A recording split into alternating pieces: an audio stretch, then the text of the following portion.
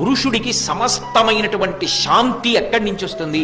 పురుషుడికి శాంతి స్థానము భార్యయే.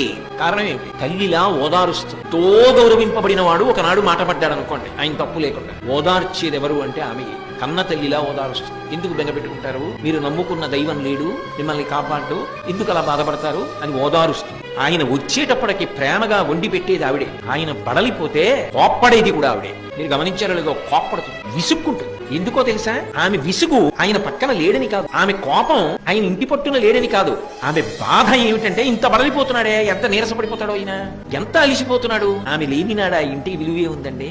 ఎక్కడ పిల్ల? ఎక్కడో పుట్టిన పిల్ల, కానీ ఇక్కడికి వచ్చి అంతటి ప్రేమైకమూర్తి. పురిటిలో బతుకుతుందో బతకదో ఎవరికి తెలుసు, కానీ ఆయనకో కూతురినిచ్చింది, ఆయనకో కొడుకునిచ్చింది, ఆయనని తండ్రిని చేసింది, ఆయన తండ్రిని తాతని చేసింది, వంశం నిలబెట్టింది. ఆయన వృద్ధుడైపోయిన తర్వాత కొడుకు చెయ్యి పట్టుకుని ఆసరా పొందాడు, కొడుకుతో కలిసి అన్నం తిని సంతోషపడ్డాడు, కూతుర్ని